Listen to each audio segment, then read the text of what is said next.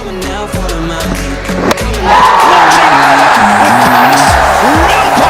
Charles Leclerc has coped brilliantly.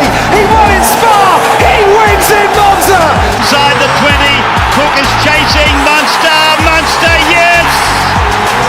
Balotelli. Aguero. Staggering. Just staggering. Hey guys, welcome back to the Joe Sports Podcast. Massive week, especially for Aussies. Daniel Ricciardo returns to the top. NRL Finals, AFL Finals. Join Mailata in that NFL he starts. And massive week outside for Aussies. US Open. Novak goes down. Forgetting the Aussies. Quade Cooper returns and wins for the Wallabies. And we're all here to discuss that. Charlie and Ben, how are you? I'm great. I've probably had arguably one of my greatest weeks in terms of results going my way, I reckon. Yeah. Novak losing, Manly losing, Para getting up, Wallabies getting up against the Springbok. You can't argue. It's a very good week. I'm happy. Yeah. Strongy. Yeah, well, considering that, what was it? Sunday afternoon, I turned to Dan and Ryan, and I said to them, you know what? Well, actually, first backstory, when Medvedev played Djokovic at the Oz Open, I had about $200 on him before the game started because I thought Medvedev was going to win. And then it didn't look like he was going to win when he was down 2 sets to love. So I called up and I put another 150 on Medvedev. What do you know? Medvedev loses, $350 in the drain. Sunday night rolls around. I go, oh, fuck it. I'm going to put on a multi Wallabies to win. Yep. Danny Ricciardo to win and Medvedev to beat Djokovic. Yeah, well, I forgot to put it on, but you know what the return was? Oh, you can't do that. Oh, no. No, I did. You can ask Dan and Ryan. I said I was going to put it on. I probably would have realistically put another 50 on it, and the return would have been 8.8K. Yeah, well, you didn't. No ifs and buts. When it comes down to a chuck it in your multi, there's no ifs or buts. It's just fucking investments. But Johnny, I feel your pain. I was grieving. Yeah. On the back of that's a nuffy move, one might say. Yeah. Oh, that is a nuffy move. We move into our new segment, Nuffy of the Week. We're just going to nominate 3 of our nuffies, and then on the Instagram, we'll let the people vote who's the biggest nuffy of the week. Doesn't have to be sport related, but majority will be. Chucko, you wanna kick us off? Yeah, well, I'll start off by saying, because this is a new segment, my nuffy of like the year so far is Laurie Daly, because Loz's locks are the most fucking useless things I've ever seen.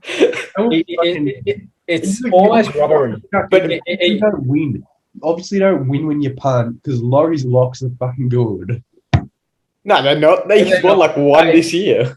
They are probably the shittest thing. And it's good. Tab have got him on board because they know. They were great last year. Footy expert. We've got him. The whole joke is how bad they are. That's why they all like. It's more of a cultural bet now. Yeah, it's more like Matty Johns have got him on to take the piss out of him. Yeah, exactly. I'm still having because I know Tab are getting money off him because people are just putting on for the culture. He played footy, but he's not winning you bets. Tab are rewarding you of your money. So he's my nuffy of the year so far. Nuffy of the week, Strongy. And this is me and Strongy were like trading off blows about Brooksy versus Mitchell Moses on text. Which we do about every yeah. Well, anyway, because Strongy was his main argument was him and Mitchell Moses have like had similar amount of try assists. Similar amount of try assists. So Luke Brooks started better season than Mitch Moses. Yeah, which I could not disagree with more. He has statistically. What statistics are you looking at? We'll move past that, and I sort of brought up the point that one of Mitchell Moses's like highly valued strengths, aside from his kicking, is also his running game and his speed. And Strongy, I've never seen him like, through text you can't really read emotion, but I did this time. I could tell that he was fucking pissing himself. Going, what the fuck are you talking about? And then I showed him this line break against the Tigers where he ran 60 metres and then for like the last 15, he held pace with James Roberts to score. And then on the weekend, a little 40-metre try, little lateral turn, bye-bye Kalen Ponga.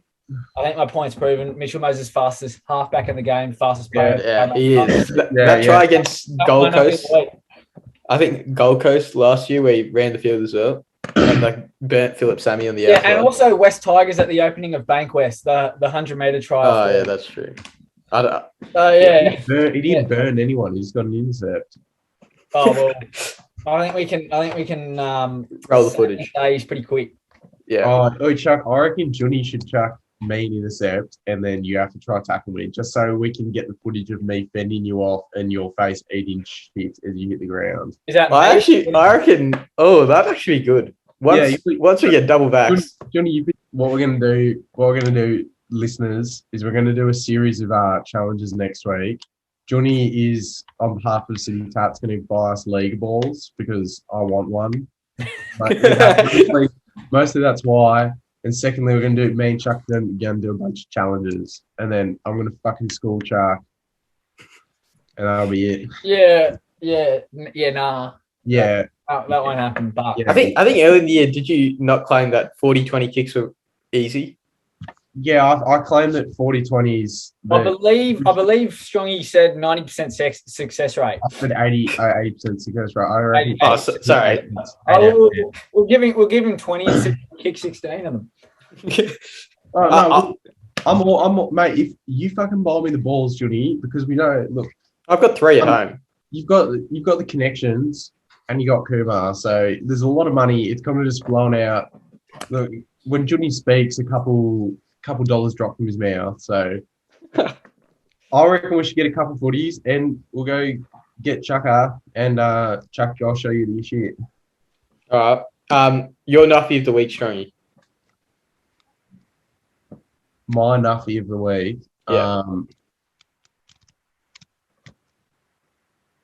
That's a great question. That is. Oh. Nah, Johnny, you go first because I'm just trying to settle between my two. Okay. That's a good filler. My Nuffy of the week's Ivan Cleary. Goes out after losing to a game they shouldn't have lost. And then instead of probably like saying, where they need to improve, let's just have a verbal argument, a verbal fight with Wayne Bennett, and then also let him speak last. That's the biggest Nuffy move I've ever seen in my life. I've never seen anyone get TKO'd from words. Ivan got TKO'd. And I saw Blocker on the Matty Johns late night show. He said, Ivan Cleary's like, what did he say? He said, like, Ivan Cleary's the Mr. Kind guy, Mr. Nice guy, never been targeted. Yeah. Never, no one's got under his skin. Wayne Bennett got under his skin and it looked like the boys were rattled. So he was. It's the first time Blockers talked sense since 1988. Oh, wait. I'll go first time Blockers talked sense since 1988. Yeah, and I couldn't agree more. Get into Ivan. You think Blocker's good? I love Blocker. He's a good man. Lay off Blocker, mate. I like his old school. He loves the old school. I don't mind it. Just when he loves his thrays, he loves it. Oh, okay. This bloke can play footy. Nah, I've got 3 Nuffies. So just get back onto the segment. I'll do what Chuck did as well. My Nuffy of the year is the West Tigers fan pages. I'm a part of those. I've never listened to a bunch of more spastic people ever, because some of the shit that comes out of people's mouths on those pages just makes me honestly want to put a gun to my head. Everyone just fucking hates every player and it's retarded. Well, they wouldn't be inactive this week. No, they were active this week. They wouldn't. How? The team's not even playing. Mate, because there are about 7 articles written about how the Tigers doing a fucking end of year review. Oh, this is another Nuffy. Whatever journo works at the NRL, which is posting out stories about Madge getting the sack and the Tigers doing a review, just so they know, every bottom 8 club has conducted a review post-season. No, I think it's who's the people hosting. Well, I think it's more about always internal review. But they get an external person to come in to do the review, don't they? No, they do the review at the end of every season, and it's usually led by like the equivalent of the CEO and the like president, I guess. So that's one Nuffy. Second Nuffy of the week is as Tino was running on for like his first hit up, and they were talking about him, or he's running on the field. Blocker said, "Oh, this young fella would like to have a big one this weekend. He hasn't performed up to the standard the club would have expected this year. 2 nights before, Tino took Yeah, Tino's been their best player by far. And giving him Blocker loves this one. Oh, this bloke can play. Talking like Control Mitchell running or something. Tommy Turbo, where's this guy been all season? I reckon this guy's got a bit, and it's like Billy Slater's highlights leading into Australian. Yeah. That's good. That is good from Blocker. I was going to nominate Patrick Herbert for Nuffy of the week, but I didn't want to beat a man while he's down, so I thought I'll leave him out of that one. Yeah. And he played fucking well, I thought. Yeah, he did. Until that point. I knock him. Yeah, that was good. Top 4 returns we're going to do this week. To the top, on the back of Quade Cooper, on the back of Danny Rick, returning to the top after a stint sort of out. We'll start with number 4. We'll go with Strongy last. So, Chucko, you go first and then I'll... Well, you did say on the back of Danny Ricciardo. So, at number 4, I did put Quade Cooper. First test since 2017. Didn't miss a kick. Kicked out of 8. 23 points or some shit. Yeah. And then on the buzzer, little 40-metre kick, 15 in from touch. Slot, black dot. It's not like he's playing rugby in Japan. He's playing second division rugby in Japan. And apparently that's like high school equivalent. Like they're all like 75 kilos. It could be high school equivalent, but it's big bank into your bank account. Oh, yeah. He's not playing second division Japanese rugby. He is. I wouldn't be surprised. He is. He's playing like the legit jet. No, he's playing second division. I'm so sure because I heard Andrew Swain talk about how he's playing second division rugby. Yeah, but it's like it could be like in the UK when you play county. Yeah, I don't know, but what I will say, you couldn't script the return better. No. So, you could not. No. It was great. Number four, I've gone Alf Langer, Origin 2001, playing in England for the first 2 Origins, so he didn't get picked, and they needed a win, so they'd made a transfer for 1 game back to the NRL so he could come play Origin, and he comes back with 1 day to go, no training, wins them the game on one of the best performances. So that's a massive return. Number 4, Strongy. Yeah. I'll go Doggies, the West Bulldogs in 2016. They came from 7th to win the premiership and broke a 63-year premiership drought, I think. Good. Yeah. But it was who they beat? They beat Swannies? Swannies in the final. Oh, yeah, they beat the Swans in the final, and it's the only grand final ever where the AFL's had to step in and apologise to the losing club after because the officiating wasn't up to standard. But moving on from that. Yeah. Moving on from that, Doggies run in 2016 was good. It's sort of, is it not similar to the run they've got 2021 going? A little bit similar, coming 7th. Because they came 5th, didn't they? They came 5th, but they were top. They were first. Yeah, they were leading the ladder. They were top 2 until the last 5-6 rounds. Yeah. They like a bad finish to the season. But most people think they've been arguably the best team all year. Yeah, right. Fair. Number 3, Chuck. Number 3 for me, Roger Federer, 2017. Yeah. This was arguably one of his best years on tour. And before that, he hadn't won a slam since 2012. Yeah. And in 2016, he had like fat knee issues going on. So he had big surgeries, meaning at the start of 2017, his ranking was like down to outside the top 20, I think. Yeah. And then he came in the Oz Open, had a cracker, banging final against Rafa, won in 5 sets, and then also won Wimbledon, 2 slams in 17. Right. Good. That is definitely very good. My number 3, I've gone Michael Jordan, coming back from baseball, to come return and play basketball. I think he's just a bit of a goat. So I've just thought, and the way he sort of came back, he just sent a statement to the press saying, "I'm back." That was it, and he's back playing in the NBA, and then won 3 championships after that. So yeah, not too bad of a return. Have you watched the Netflix doco? I watched the first few episodes. Yeah. Oh yeah, you not watched The Last Dance yet? No, I didn't really get around it. Like, it's because people overhyped it for me, and then I thought, so the expectations are up here. Nah. If I'd watched it with that no expectation, it would have been good. But then everyone just overhyped it for me. No, I reckon it's the best sports doco that's been done on like a dynasty. Oh, Amazon Prime, The Test. The Test is good. Get that one in. The Test wasn't that good. What? I'd rewatch that about 10 times right now. I've still never finished it. It wasn't that. It's a goat. Okay. Number 3, sorry. Maxi gone. So not many people know, but Maxi got drafted to the Demons about 10 years ago.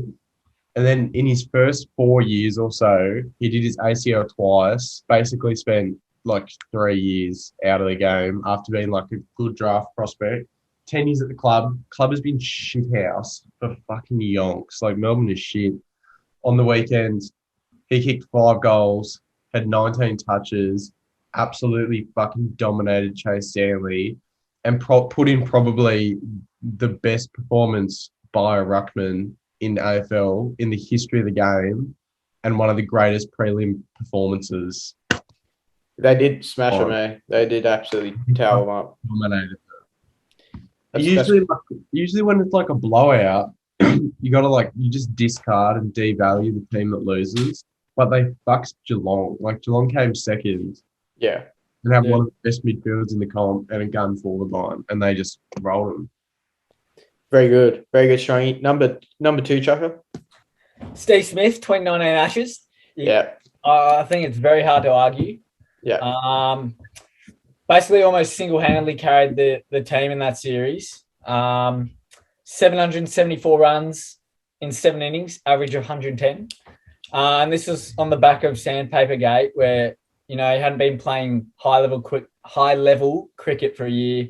Yeah. Mental health issues, all that shit. And then comes back first Test match, Twin Tons. Looks like he was just fucking taking the piss out there. It was crazy because I think this was during our trials time. It was like I used to at the start at 10 o'clock in the night, and then as soon as I just do work, I just stay up and keep doing more work, just and have it on as a split screen. It's like we're 8 for at one stage. Well, yeah, it was Sid's, wasn't it? Peter. Yeah, Sid's and Smithy. Yeah. And everyone was struggling. We were going to get rolled, and then Smith was just doing tweeners, charging down the fast bowlers, run down the pitch. He was taking the piss. It was test match back in fucking ages. Yeah, from the position we were in, we shouldn't have won that Test match, and that was insane. Eventually, helps us draw the series. I mean, the only match. I mean, apart from the last one, the only match he wasn't there. I mean, we lose really. Yeah. So it's and he's done the country proud, getting concussed. The upbringing of Marnus as well. Yeah, he's gone. Oh, I'll get concussed this game. I'll bring in another one of me. Now there's 2 of them. Yeah, that was my number 2 as well. I think you just can't go past that. I think that's probably one of the most exciting series of cricket I've watched in a while as well. Yeah, and he turned the crowd booing at the start to the crowd cheering because they're just appreciating what the fuck is this guy doing. You know what I mean? Yeah. Pretty fucked. Number 2, Stroggy? Maddie Wade. Yeah. Fuck, I agree. That's Maddie Wade coming back into that Ashes lineup. He was the second leading runner. Got 100 as well. 200s. Yeah, 200s. Another couple of 50s on that tour. And to make matters even better, he did it with 1 testicle. I know. He's probably the first man in Test match history to score a Test match 100 with only a single testicle. Ooh, I don't know. I think Chris Rogers also had one testicle. And he also had bad eyesight. Yeah, but Chris Rogers was also blind. Yeah. Chris Rogers, Yeah, Maddie Wade's blind as well. He's colorblind. Are they both colorblind? Yeah, they're both colorblind. Fuck, So, God, I'm not colorblind test- because I'd be scared of getting testicular cancer. Jesus. Is there a correlation there, or is it if you? I don't know. I might have mixed up that they're both colorblind with both one testicle, but I need to check. I know Rogers, but no. Chris Rogers is colorblind. He definitely has a nut, and he couldn't play one day cricket because he couldn't see the white ball. It's like, yeah. Maddie Wade's not colorblind, Johnny. No, Maddie Wade is colorblind. Is he? Yeah, Definitely not for reds and whites. Oh no. Yeah. Wade is colorblind. Yeah, he has suffered difficulties on the field due to the color of certain cricket balls. Yeah. He clearly doesn't maybe some of that much. To be great at something, if you've got one ball sack or one testicle, you need to be colorblind as well. But one nut and being legally blind probably gets you there to being halfway to being a professional athlete. Yeah. Number one, I think me and Chucker, if we gone Smithy number two, I think we got the same number one. I think this is like statistically, factually, undoubtedly the number one return to the top. You can't argue it. Like, good luck trying to argue it. Tiger Woods' 2019 Masters win. Yeah. His last major win was in 2008. But as soon as at the WGC Mexico, the footage of Tiger Woods hitting that cover drive slice around a tree bunker shot that spun back like 2 meters. More than 2 meters. It was like 20 meters. Oh, yeah, I mean, 20 meters back. That's when you knew you're like, fuck, he's on. Yeah. He's on here. And then absolutely carves up. Yeah. It was the thing is like, it was all tight at the top. And then I think Molinari and Brooks Koepka, they all get to the 12th hole because they're playing in grips of 3 because of the rain. So they couldn't play in grips of 2. Both of them put it in the water. Yeah. A little experience from Tiger just to stick it on the green, make a birdie or make par from there, I think, and then rolls on to win. I think, especially when he's been through back surgeries and all that, it's cooked. One of the greatest. Yeah, it's just like 11 years since his last major win. Damn. And now we probably won't see him again. Yeah, unlikely, isn't it? Unlikely. Strongy, you're number one. Well, my number one would be if Tiger came back from trying to kill himself to win another major. Yeah. Hard to argue. I don't think that's happening anytime soon. Yeah. Just a quick question. Do you reckon Tiger's allowed to drive a golf buggy anymore? Or do you reckon we're saying he was banned a while ago? You have to assume he's been banned. Yeah. I think you have to have a license to drive a golf buggy, so I think since his license has been revoked. Yeah, I saw there was like a thing Golf Digest posted out, and it was like the day before the accident, Tiger Woods was doing like golf clinics with all these celebrities. He'd do like, and they'd put it into like 20-minute. Yeah. Oh, yeah. Of him teaching with the David Spade and all those Spade people. And who's that? Dwayne Wade and shit. Yeah, Dwayne Wade. Yeah. What's David Spade done to him? He's got something injected him with something. Because they put the little disclaimer up before. Yeah. From both parties, they've consented to put this out. I don't know if David Spade has. What's he done to him? Yeah. Tiger DUI. Yeah, that was funny. We'll rip into this week. Probably, I haven't stopped celebrating in the Formula One. Daniel Ricciardo, we talk about it he wins in Monza, first time winning since 2018 in Monaco. Gosh, it was probably it was a dream. It was honestly a dream. Takes him down into turn 1 and then a little title. Well, I mean, he looked like he should win the whole way, but things opened up a bit easier after Max Verstappen and Lewis Hamilton come to collisions, and Max Verstappen's car ends up on top of Lewis Hamilton's car. And that title fight keeps going strong and more drama added. I don't know. Did you boys see it? Yeah. I didn't. I saw like the highlights, obviously, but Yeah. I'm not the one to be a slut for watching F1 live. But wasn't there a crash between Max and Lewis. Yeah. Maxie and Lewis? Yeah. Was that, if they didn't crash, would the outcome would have changed? Surely. Nah, I still think Daniel, because that was after the pit stop. So after the pit stops, Daniel still got out ahead of both of them, and they both had really slow pit stops. Well, So Max had a really Max like their pit lost them the race. Yeah, like the only thing that could have changed is if Max had a better pit stop, maybe he could have caught Danny better, but nah. But I still think Danny had it in the bag. He had like the stop itself was like 8 to 12 seconds, wasn't it? He had 11-second stop. Yeah. Max was 7. Yeah, 11. He lost. They lost the race in the pits, and Lewis pit, like Lewis was fairly far off those two before. Yeah, pit, he had a 4-second pit as well, which didn't help. and then they both came out there. I don't know. I don't think it would have changed much. And Lando, because of where Lando was, I think defending, he would have helped. Yeah, he would have been able to help as well. But it was hectic. Danny proved himself as a McLaren driver as well. It was good to see someone win, like off their own bat as well. From crashes. Yeah, like we weren't seeing someone win because there were a bunch of crashes, and then they just happened to be like the best of the worst. Yeah, which was fucking nice, because that's happened with the dominance of Max and Lewis. That's happened quite a bit. Yeah, but like that, this title fight keeps getting better. I think he picked up a three place grid penalty. Going into Russia, but it's one of the most exciting seasons so far for a title fight between these two. Crashes everywhere, so it's hectic. As hopefully a similar result will occur in Russia for McLaren. We might. What do you want? What do you boys?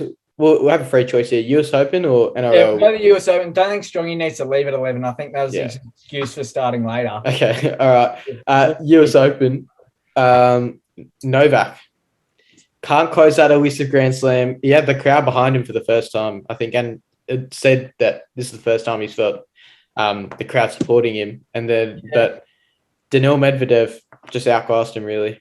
Yeah, Medvedev seems like a bloke that you'd find hard to get behind. Just I think I like him. Yeah, I like him too, but I feel like he's easily been the second best player on the circuit for the last. No, you mean personality-wise? No, but like he like encourages. He when he gets booed, he encourages more booing because he feels like it keeps him focused. Yeah, well, that's cool. So he tries to be like a Patrick Reed, going fucking boo me and I'll play better. Bring the pressure, mate. He loves it, mate. Daniil Medvedev is like a slow cooked meal. You want it in the pressure cooker for a long time, and that's when you get the best results. And that's I don't think he was slow cooking, but like he had a pretty easy run into the final, just because people on his side bowed out quite early. There's a few upsets on his side. When I was going in, that's what I was worried about, that he hasn't been pushed yet. But out of the 22 sets he played, he dropped one. So he was absolutely scissoring everyone. And then in the final, he scissored Novak as well. And I think just because how unorthodox he is, he's got the most untextbook technique out of everyone on the tour. It's so flat. It's very flat, and his take-back's fucked up. But his backhand got a good serve. But I think he's just like hard to prepare for. You can't really get a hitting partner that replicates his game. You can't. So he's very unorthodox, and that plays in his favour. Also on the men's side, there were some young throbbers coming through. That is true. Like Felix Auger-Aliassime, he showed up, made a semi. Yep. Carlos Alcaraz, 18-year-old. Spanish. Yeah. Then the right-handed rapper beats Stefanos in the third round. Yeah. Holger Rune, even though he lost round one against Novak. Looked good. Looked good. Looked good. He got a bit of fatigue. Jensen Brooksby the best Brooksy in the country. No, that's The best no, Brooksy no, in the no. country. Yeah, but no, they're all names to look out for. And then on the women's side, again, domination from Emma Raducanu. Yeah, didn't drop his. She's been the success story out of the US Open. Had like 120K followers at the start on Instagram. Now has like 1.8, 1.9 mil. Chucker's on there refreshing every Yeah, single day. I'm refreshing, going, what's this fitty doing on 120K? But yeah, she won 3 qualifying, 7 main draws. Yeah. So that's 20 sets that you can play. If you win all in Australian, she won all 20. Yeah. And then, yeah, teenage domination from both. They're both good. That's They're not- both going to be good. That's I not just the feel first like time the that's disrespect been to Ash Barty. browser. Yeah, no, the disrespect to Ash Barty, though. Well, number one has like 300K. Yeah, but Yeah, but yeah. We understand and we acknowledge the traditional owners and custodians.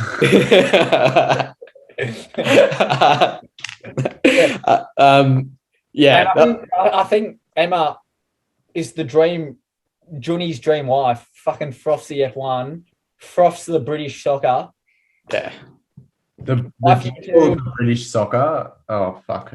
British Premier League, yeah. We'll get around it. Lad. We'll get around it. Yeah, nah. Maybe we make a trip down to Melbourne for the Oz Open. Just say, Oh, I Yeah. would love to go to the Oz Open this year. That is a I feel like tennis is the sport that you don't appreciate till you watch live because the pace looks a lot quicker. the outside courts are where it's at as well. Oh yeah, I'm going for yeah. the final to watch Rafa beat. I don't think if Rafa's there, I'll give you a tenner. Rog will be there. Rog is probably not going to play it. outside courts are great. Yeah, they're good. Let's run into the NRL Finals. That was a fairly solid US Open. It was one. Usually US Open's a bit dead, but Yeah, I just hated how the final started at 4 p.m. local time. Get it later so I can wake up and watch it. Yeah, it's weird to start at 4 p.m. local time. because the semi the day before the Zverev one, that was so much later. Yeah, but I think they wanted to give Zverev like enough recovery time because both semis were played on the same day. Yeah. And yeah, I think it was all about recovery time. Some shit. Anyway, talking about recovery time. Manly fans and Penrith fans, they need a bit of recovery time. Yeah. Well, Turbo's got a more than 7 day turnaround, so I'm looking. We're looking for a Manly win there. So see a grand final for Roosters. Nah. Let's just give some context to the listeners. All week, I've been hearing in this chat that it's going to be a Roosters Para Grand Final, and they're not even like joking about it. Like they're full serious. You two, you and Hayden. Well, It would be the worst possible outcome from the finals. It would not even be funny. It would probably rake in the least viewers of all time. No, it would rake in the most because Para's in there. well, if Para make it, it's good for rugby league. I know you boys would hate it, but as a whole, Parramatta's a rugby league heartland. It'd be No one likes Parramatta though, Chucker. That's the thing you're failing to understand. Well, the You club. think you're like, oh yeah, no one actually likes Para. Like To be fair, you can't argue with the club with the most members. You can't argue. you can't like Paradise. Like it's fucking banned. Like a 6-year-old can come up with that media Oh, statement. Paradise. welcome to the jungle. I just don't live in the jungle. Oh, they probably do, but Chucker, I don't go around saying that, but you do. what? Oh yeah, fucking welcome to paradise. Fucking Penny can try, but they're gonna get bounced. Oh yeah, we'll review the game. The first game around Storm Manly. Yeah, That was an absolute masterclass on how to shut down Turbo. yeah. And Turbo they just was bogged dominated. down. The turbo diesel couldn't get through. Real bogged down. Yeah. Chuckers called it. It would have been nice if other teams tried to shut Turbo down as well at some point during the season. Anyone Yeah, else? but no one's like Yeah, but you no can one play studies a player in a team better than the Melbourne Storm. So No, but it's not even studying. No, I don't think people put in the effort now. Yeah. I like, why did no one else try and shut Tommy down the entire season but the Storm? Pretty sure they would have tried, Strongy. I'm pretty sure they would have tried. Yeah, They like would have found out. The Storm changed the way they defended just to ensure that Tommy didn't get into the game.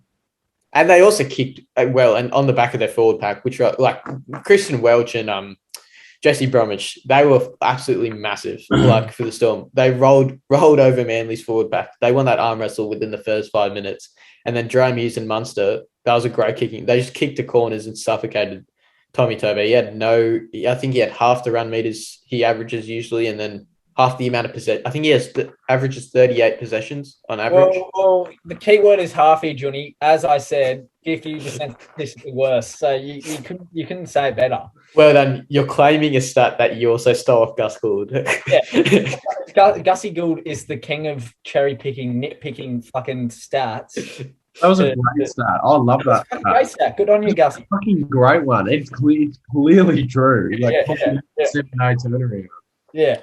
But you could say he's also a flat track bully, or Manly's a flat track bully. What do you mean by flat track bullies though in fucking NRL? Like They're just when they only smash the bad teams. Like and when they've got a mojo going, they utilize the mojo. Yeah.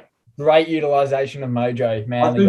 I just think their whole game plan revolves around Tommy touching the footy every step. Yeah, I agree. Like, I reckon Manly's attack looked really disjointed, like concerningly disjointed, especially on that edge of DCE, Harper, who had a shocker, Olakuatu and Saab. Just what was doing there? Like they're going, Morgan, shut down. What's our Morgan, plan B? stick to selling cocaine in Colombia, brother. That because NRL is clearly not your job. It's not a good look. I compare Manly to Steve Smith in the Ashes. Like if Steve Smith doesn't score, if Tommy Turbo doesn't score, Manly are nothing. And but the thing is, Manly haven't figured out get their Marnus in, which is Moses Sully. When's Marnus coming in? They need that is true. Moses Sully is Manly's Marnus Labuschagne, but they just haven't figured him out yet. So see you, Manly. And Harper's still there, so they're getting bounced. But you also got to give credit to Melbourne. They were the credit I'll give is like Brandon Smith first 20 or however long he played was the best player on the field, no doubt, I reckon. Gets injured, and then in comes Harry Grant, who fucking played very solidly. I just love Harry Grant. Yeah. I just love Harry Grant. Brandon Smith, you have to admit, Brandon Smith was fucking freak. He was good. Yeah. And then Cam Munster, pretty underwhelming year, shows up in a big game. Someone who loves the pressure, loves the lights. And it wasn't the typical Cam Munster performance. It was more of a controlled. So much more controlled, and he still made an impact, which is good. Yeah. Next game of the round. This was a cracker.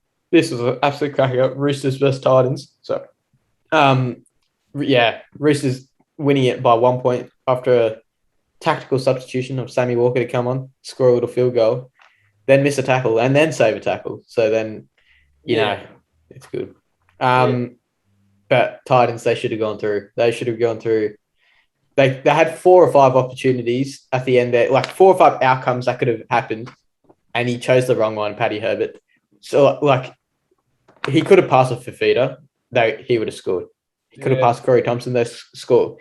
Even if he kept the ball and goes himself and takes the tackle, they still have 30 seconds on the clock with another 2 plays to go. Just play the ball and let Fafita go from dummy half into score. No one's stopping Fafita from dummy half from scoring there. So they had a few opportunities when you think about it. So, yeah, it's hard to knock Herbert. I thought he was really good. Yeah, I thought he had a good game. I'm not saying he didn't have a good game. I think at the Titans, like a bit about why the Titans have been so explosive around the edges is because of how good their centers have been. Yeah, and imagine how much Ikavali cops it if they actually score there. Like no one's giving Matt Ikavali any shit at all. Yeah, he literally dropped a one-off ball 5 meters out from the line. Straight into Jad Wells. Yeah. The big fella could have had a double if he found speed. That's just one of those moments you'll like never see again. No. You'll never watch that live again. Someone spill the ball out and it drops perfectly into someone's hands and they just run through. It's retarded. Wait, can we just get back on the fucking Sammy Walker thing about Johnny? I don't think he's as bad as you guys says at defending. Like he was. I'm just pointing it out that like he managed to be on the field for 8 minutes, and in one play, he missed. He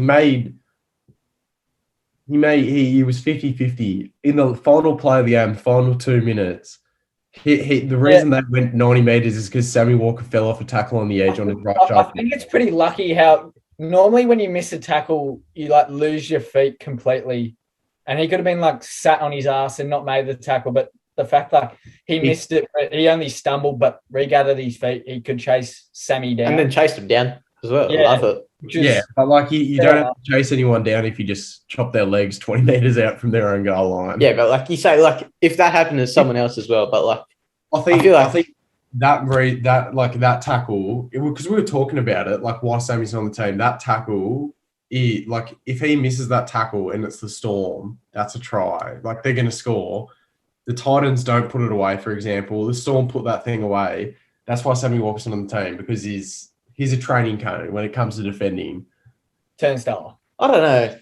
I feel like he has put some good defensive efforts in, like performances in throughout the season. Like I don't know, like I know he might have missed some tackles, obviously, but like I feel like I have like vision of him chopping down blokes. I don't know why, but I have vision of him chopping down blokes. Yeah, because the only way he can tackle is if he chops. Yeah, nothing wrong with a good chop. Like look at Ray Stone. Ray Stone is the king of the chop. Brother, if you can chop, like you can tackle.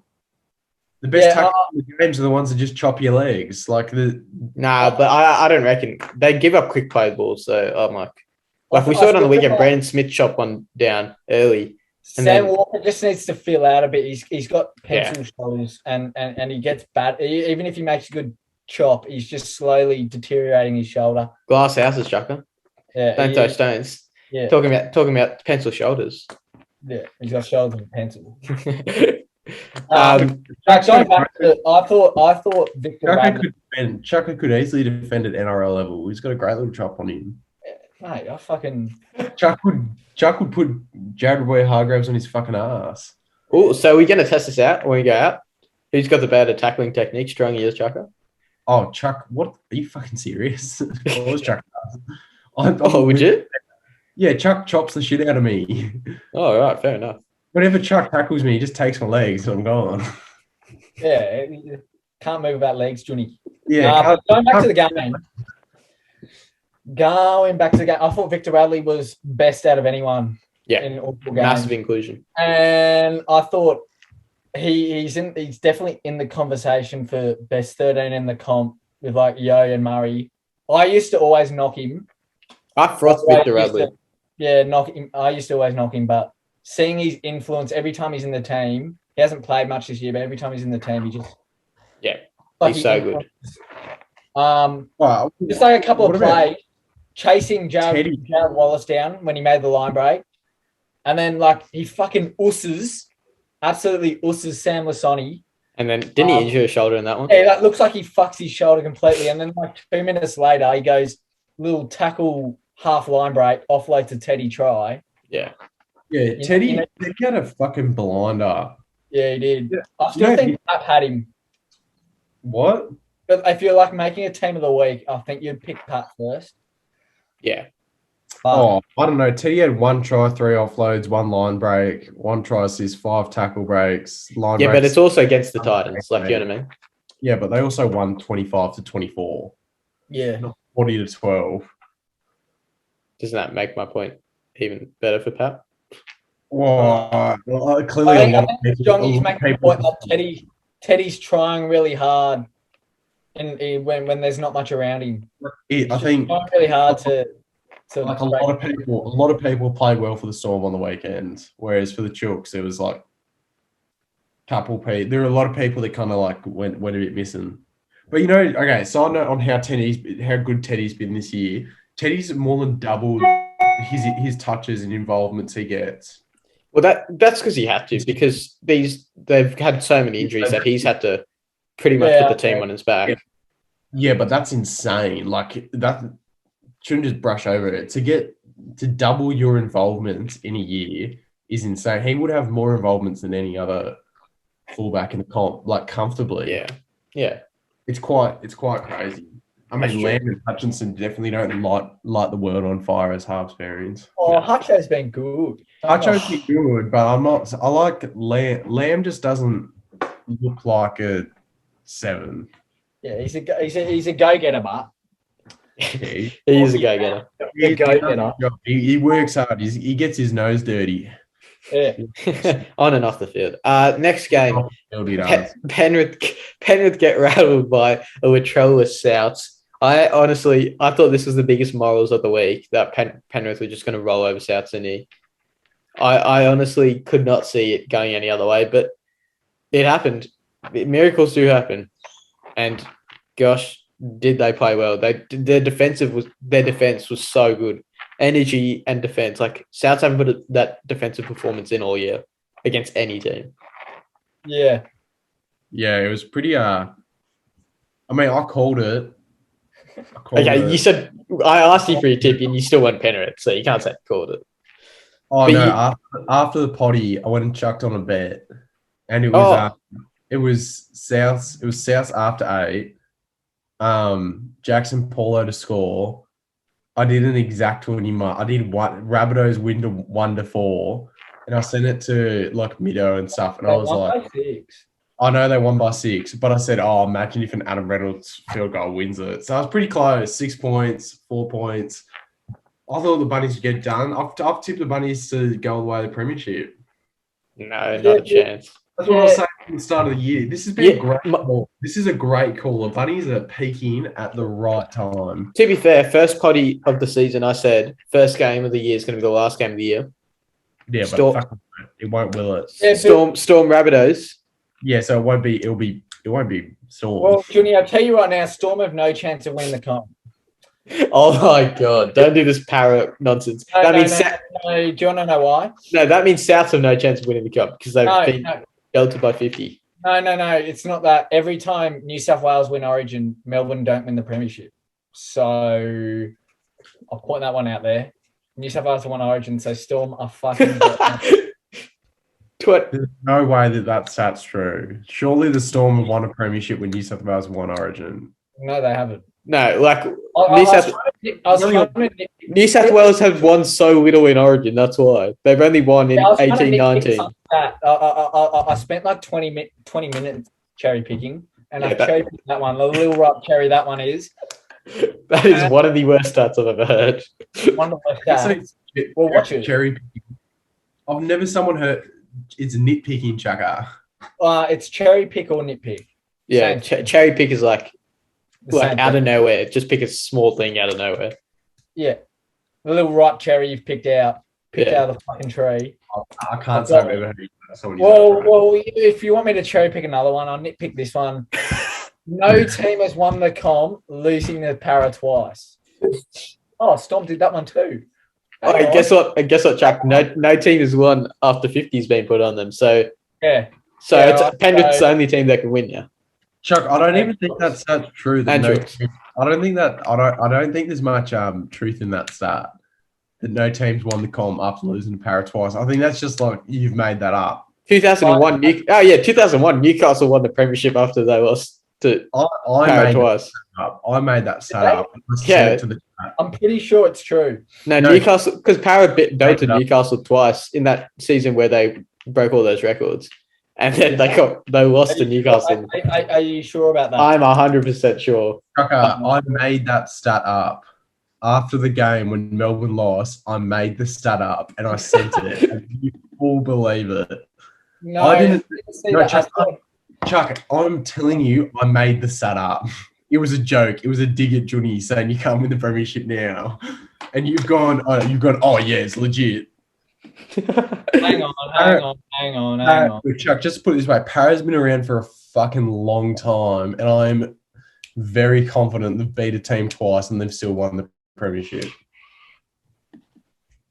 Yeah, maybe. Because a team could play Para 4 times in a year. Yeah, Chucker, that's not your best, is it?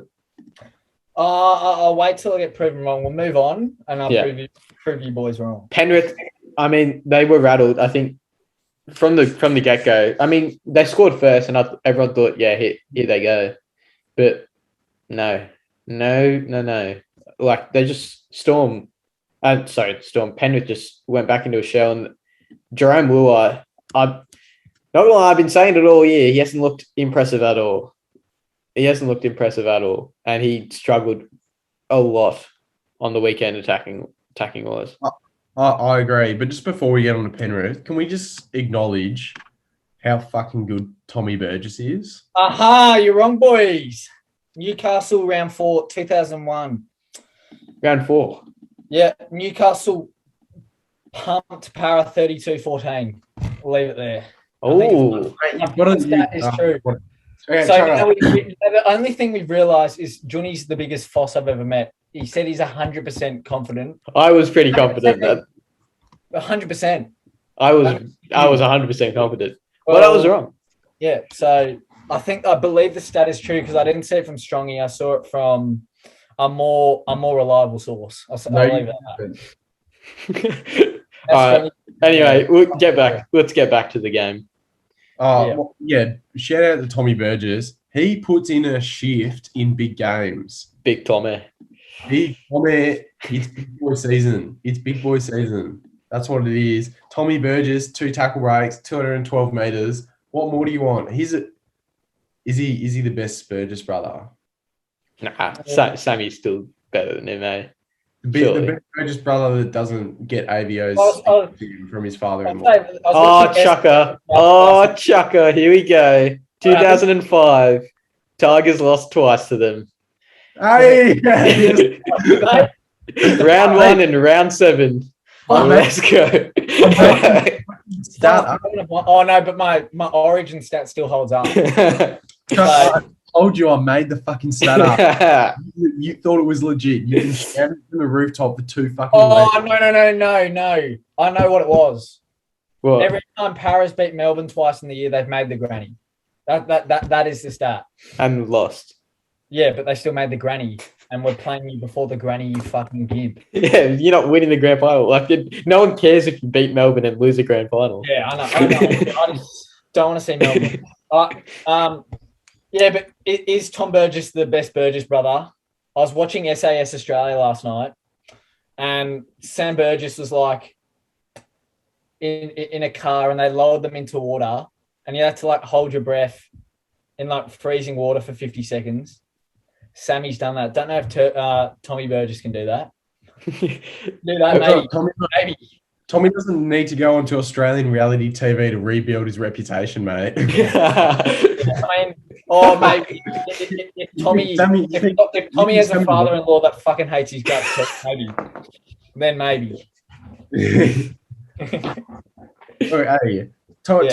Tommy also loves wearing his budgies. Oh, actually, can we get onto this? Budgies when playing sport? Yes or no? I'm strongly no. I'm sure. Yes. Why not? If it's, I just don't. For one, don't wear budgies. What are you gonna wear then? Like undies, like just normal undies. I just wear normal underpants. Yeah. It doesn't get sweaty. Well, I don't wear tidy whities. No, but still, like then you just like sweat more. I'm big on the skins, a little compression. Yeah, skins. I don't mind skins. I do rock on the skins occasionally. Yeah, that's good. The skins are goats. Even though I don't even think you can fucking buy them at Rebel anymore because they got so many kids. They got so many kids buying them because they were fake and don't do anything. But I mean, if you actually reckon it improves your performance, you're a fucking gimp. But moving on. No, it's not meant to improve your performance. It's meant to like help your recovery. Yeah. Yeah. So in essence, Chuck, just so you understand, that would be part of improving your fucking performance. About Tommy not having the good... but you're like, if I wear skins, I might run 100 meters a second faster. If I could mute you right now, I would. But you've gone all week about how Tommy doesn't play well off a 6-day break. Yeah. And then you're going, skins make you recover better. So therefore, recovery is related to performance. Yeah, but Tommy doesn't wear skins. I think that's what the problem is. That's the problem. We've identified it. There it is, boys. We've worked it out. Tommy Trbojevic doesn't wear skins. That's why he's dead. Yeah, so no, when he's scheduling and he sees less than 7-day turnaround, he has to wear skins between games. Maybe it's too tight on his hamstrings. That's why. Nah, No. Tommy skins. Tommy needs skins. All right. We'll move to the last game on Sunday. Like James Tedesco needs a filthy Italian feed the night before a game to acknowledge his heritage. What was that called? What was that? That's the rituals. All right. Yeah. Chucker, you boys sort of scraped past Newcastle, I'd say. It wasn't the most convincing. Cracking game. It was a good game, but I was fucking. It's a cracking game. Let's not forget though that Newcastle are the second worst attacking team in the comp. Yeah. Second worst, and they still put 20 on you. I thought, just like Kalen Ponga's vision when he takes a line on 10 metres out, it's fucked. His passing, his right to left face ball is easily the best. I've been saying it all year. I've been preaching Kalen Ponga's passing all year. It's the best. Everyone knows Kalen's got good passing, but of the fullbacks, I'd say it's like by far. It's the best in the comp. Oh, what about Mitchy Moses back-to-back Harbour Bridge passes, one against Melbourne, one against Newcastle to Blake Ferguson. Yeah, so not back-to-back. Yeah. Chucking the Harbour. For his performance because he got arrested round 25. Yeah. Don't you reckon chucking a Harbour Bridge is much easier than throwing like an 8 to 10 metre face ball across two defenders? Yeah, but you don't need the speed and the control for that. You just loop it over for the Harbour Bridge. Yeah. Yeah, all you're doing is just catching a winger out. But it's still... Both passes require very good vision. And that's true for both. That's fair. I'll give it to Mitch Moses. He played well. It's just a couple of stats for you. It was arguably his best game of the year. 145 running metres for a halfback. That's out of these world numbers. 145. Normally running 50 or 60. 145. Cheers, boys. 40-metre try, 1 try assist, 1 line break, 1 line break assist. Book it in. Best. Does the stat say 40-metre try, or just say one? You just added that one in. I added that one in. Still take that away. He still runs for 100 metres. So he was thinking. Yeah, he had a good game. But the thing that impressed me most was at the end there where he put a little kick in and regathered it. Got the repeat set. Got the repeat set. Made the tackle. I was thinking, he's on now. So it's going to be interesting next week. Obviously, Newcastle bounce out. Looking at their season, I probably expected that result. It was the third certainty in life. Taxes and Para losing week 2 in finals. And then week 1 bounce out for Newey. I thought it's Para losing week 2 in finals. No, because that's happened 2 years in a row as well. So Ivan's rattled, as I mentioned previously. Ivan's rattled and it's going to carry through round 2. To be fair, we'll look at that. We'll look at the games. No. Let me just run through some other notes. Yeah, Ray Stone, fucking animal. 50 tackles, 0 missed. The king of the donuts as well. He had 0 runs, 0 running meters, 0 offloads, 0 missed tackles, 50 tackles. The king of the chop. Loves a good us, and he's a slut for dropping a player double his size. Para's defense was very good, especially compressing Newcastle into their line. I think, was it RCG who was putting hits on left, front, centre? RCG and Ray Stone. Yeah. RCG put like 3 when they were trying to run out of their own line. 3 usses. And Ray Stone just scared the fucking ball. Yeah. No, but Ray Stone's service was quality for a non-hooker. Yeah. Oh, did you see the article, Chuck? The Sydney Morning Herald did an article and be like, the Tigers have let another one go, and it's on fucking race. I looked at that and I couldn't. It was a photo of him, and I was like, "Who the fuck is that cunt?" some bloke's gone off and been like, "Oh, we've let another one go," and then the next, the first comment is, like, you're a fucking retard. He's played 5 games in 5 years of Para. And this is another thing I was saying, and this is actually this got to me. This fucking pissed me off. I don't know if you boys agree, but in finals and in big games, HIAs are manipulated. Like we Well, I don't know Tyson because the only reason Tyson Fussell, he came off, but he came off and then also passed it. Yeah, he got KO'd. It took him.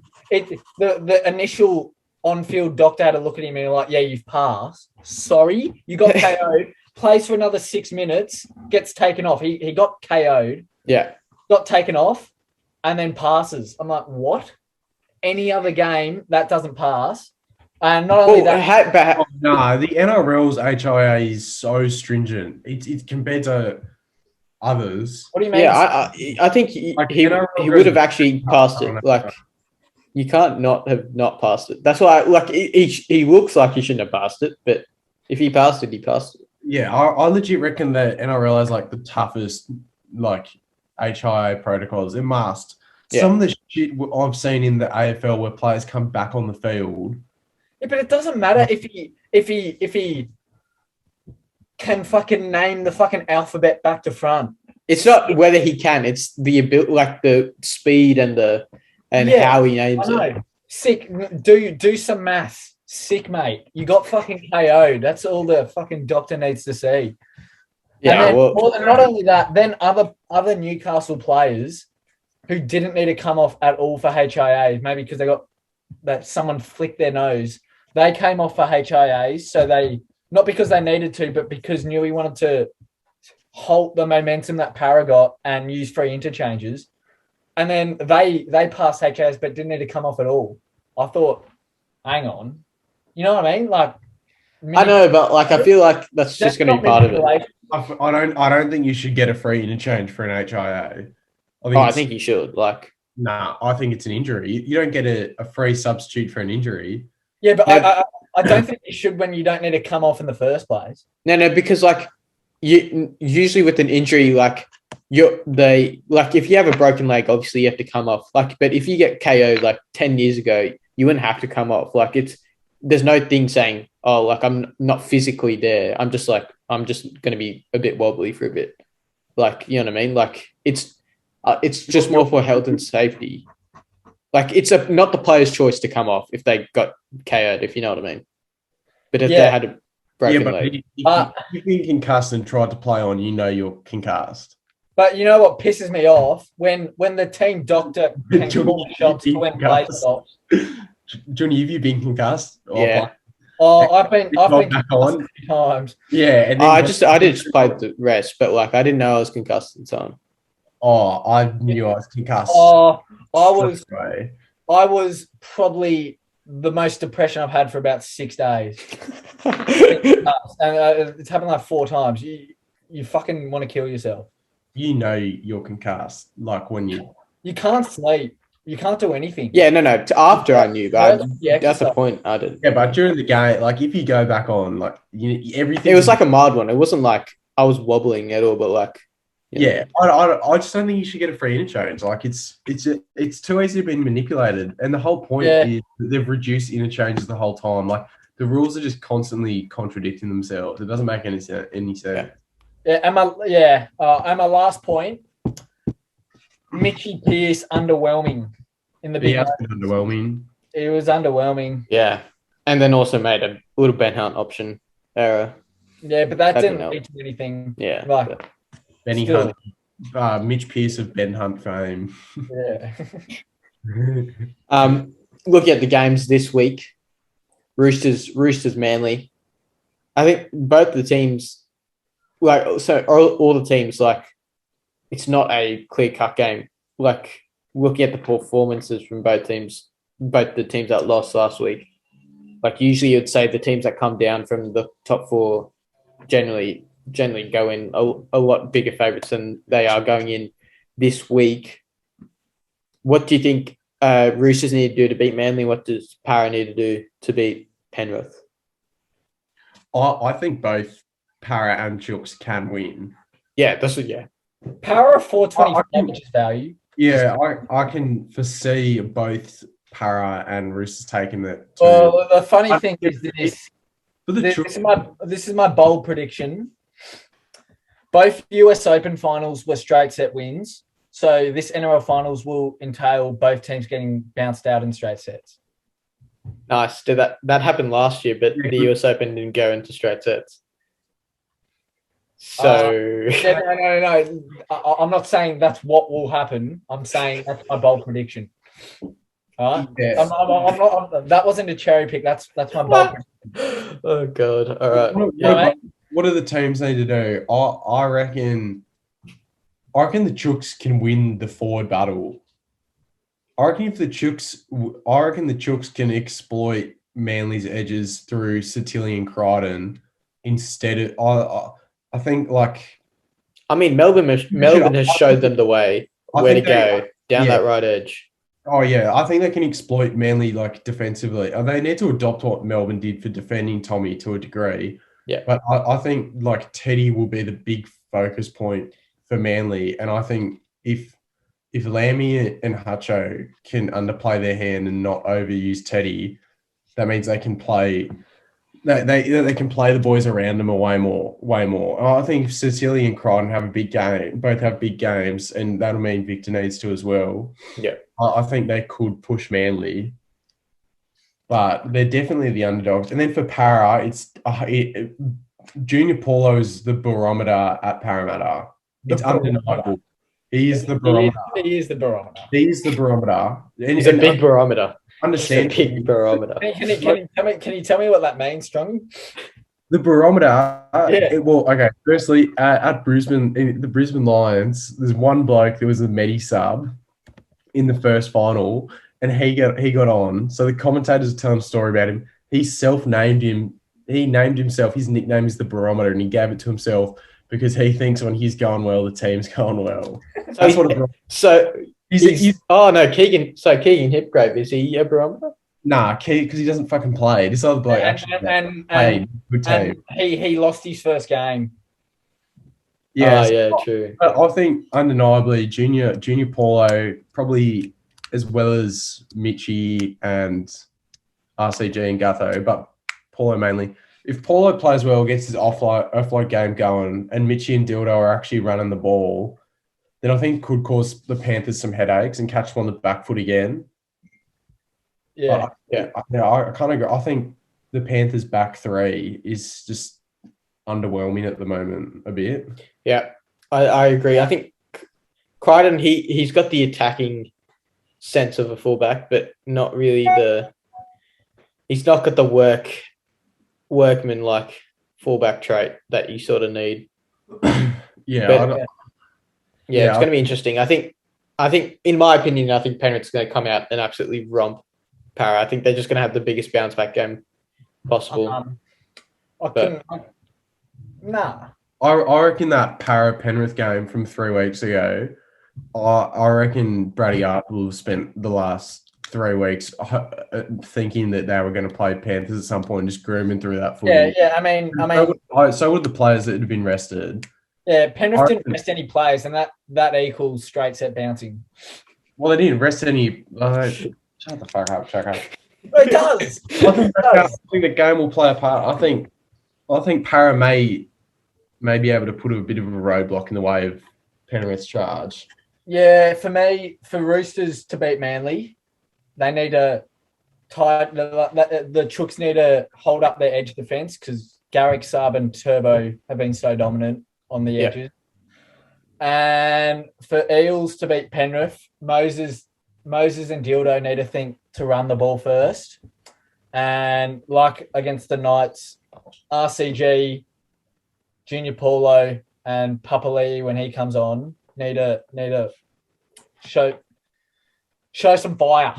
Yeah, agreed. I think for my thing, if Mitch Moses has matches Nathan Cleary's kicking game, I think that's where they can win off the back of their forwards if they bring the same energy as last week. And then obviously Roosters have the model of how to beat Manly now. So if they can replicate that, I don't see why both those teams can't win. Yeah. I reckon if Micah was playing and it was Fergo, Micah and Gutho, that I reckon that would have been a huge advantage because all those three coming out from the back and their safety under the high ball, it would have kind of eliminated Cleary's dominant midfield talk. Fergo safe under the high ball. Yeah, Ferg's a bit wobbly, but And he comes out of the back end strong instead of Penrith, who's solely relying on Brian Tahoe to do it. Remember that Tigers game, Chuck Up, where Fergo couldn't catch a cold? Oh, that was hilarious. Fergo's had his bad spells, but he's also like a NRL vet, and he's pretty good. And we know a big game Fergo. Yeah. And Fergo's a different player. So Talking about Fergo, going to the Western Force next year, Neddy Slack-Smith. He's playing Western Force next year. Yeah. Fergo's not confirmed Western Force. I don't think Fergo's leaving. He's going. He's going. There was word that he was going to go to Japanese rugby. Oh, yeah. really? Yeah, they're offering a lot. Chuck, let's be honest though. If you lose Fergo for Hayes Dunster, that's pretty shit. You don't want to lose that. Hayes Dunster's not. No, he's been real good. He's shit. Like edge defending recently. I also remember I don't know. Hayes Dunster's young. Get him in. Hayes Dunster also got absolutely torn apart by Cody Walker because Hayes thought he was playing back row and not on the fucking wing for half the game. Yeah. I reckon Hayes Dunster spent most of the game closer to Junior Paulo and Regan Campbell-Gillard than towards the sideline in that Panthers game. Anyway, we'll see you this weekend. Tips. We just go. Rattle off your tips. For these two. Yeah. Because Marnus Labuschagne, or AKA Moses Sully, isn't playing, it's Roosters 13+. Yeah. Oh, do you genuinely think they're going to win? I think I'm going Roosters 1-12. I'm going Roosters 13+, and they win well. And then Para versus Penrith. Para win in Golden Point. Mitchell or Moses or Gutho, one of them. Handpick one. Nitpick, cherry pick. Cherry pick one of them. And that's because Ivan's rattled and Penrith didn't rest any players, and that leads to a straight set bouncing. Right. I'm going Penrith 13+ for that game. I think it's going to be the biggest bounce back, and it's going to be Para v Broncos. Like that finals game. That's what it's going to be like.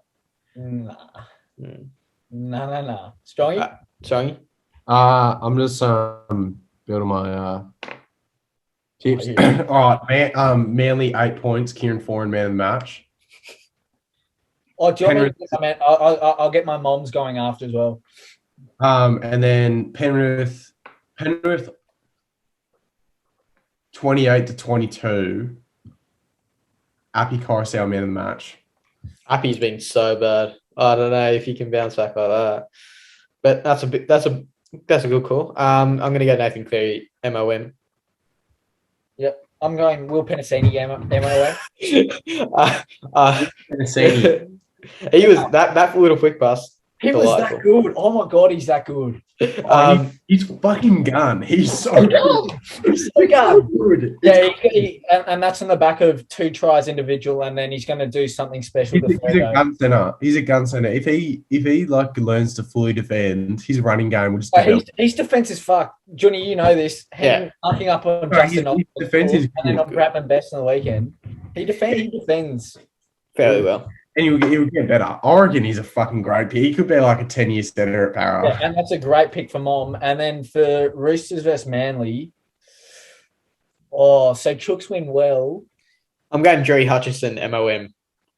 Oh, I'm going a Matt Ikuvalu bounce back hat-trick. Matt Ikuvalu's bouncing back to the bench after that little performance. No, he's bouncing back with a hat-trick. All right. Strongy. 2 massive AFL finals to wrap up. Yeah. It was probably the most one-sided semis I've ever seen. It was definitely the most one-sided. Like, I've seen one-sided prelims, like a one-sided prelim. I've not seen 2. Both. Yeah. Like 2 huge wins. It wasn't even like both losers were dominated. Geelong lost by 83 points and the Port Adelaide lost by 71. Like the games are over at quarter time. It's cooked. Yeah, it wasn't even like losing I don't know. Manly got whipped on the weekend by the Storm. Yeah. But 28 points in NRL, like versus 83.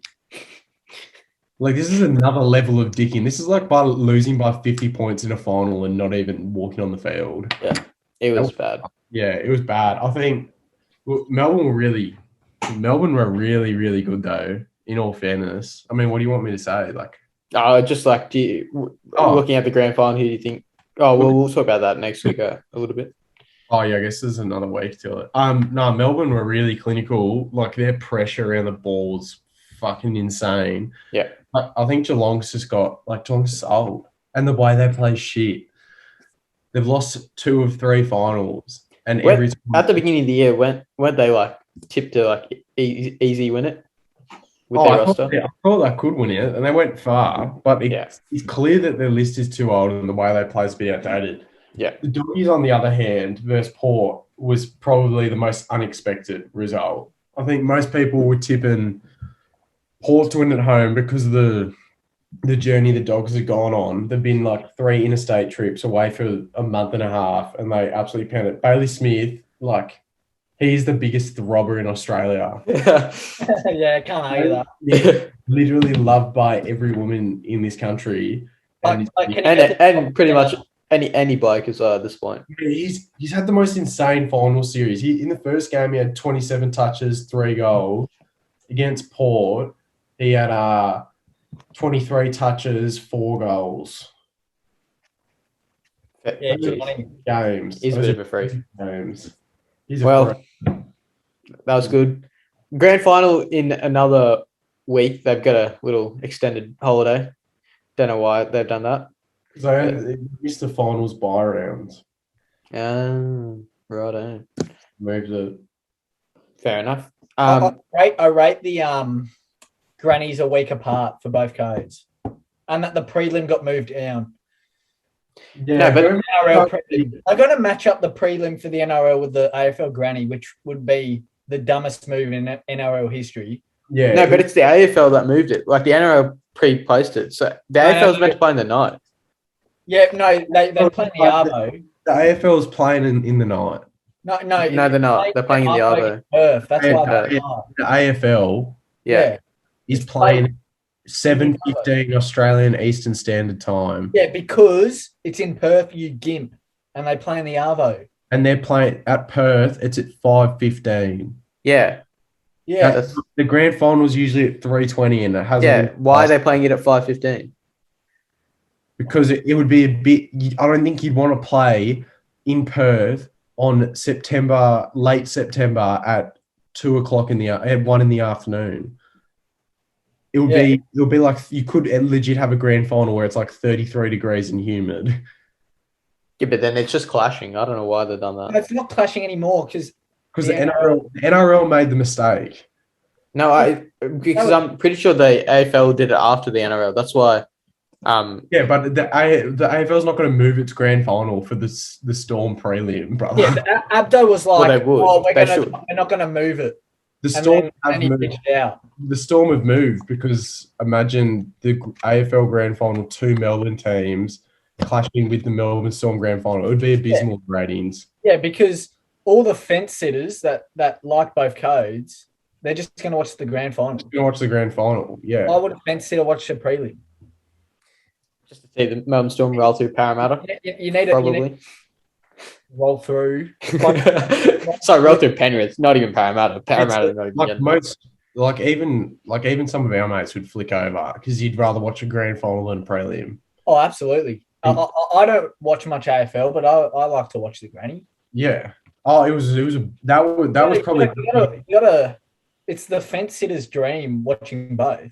Yeah, you gotta watch both. Now everyone's happy because you got a prelim rolling in the prelim in the NRL rolling into a great little entree. Yeah, it's great. Yeah. But whoever does the fixturing at the NRL probably deserves Nuffy of the week. Yeah, Andrew Abdo was like, "Oh, we're going to compete with the NRL grand final," and then he bitched out. You can't have an entree and a main at the same time. Like, what the fuck are you doing, Andrew? Yeah. All right, fair enough. So I'll put those Nuffies of the week up on the Insta. Yeah, it could be Andrew Abdo actually. Yeah, no, put predictions and moms, because my moms are pulling up. Yeah, get my moms up and the scores, because I think mine will be good. Okay. I think make sure you put the multi on this week, Shongy. Oh fuck, bro. Back yourself. No, it was literally, I would have won. It was paying $170. 50, yeah, jeez. $170 plus. That's all. It was fucked. Yeah, good wrap up this week, boys. And we'll do it all again next week. Yeah, we will.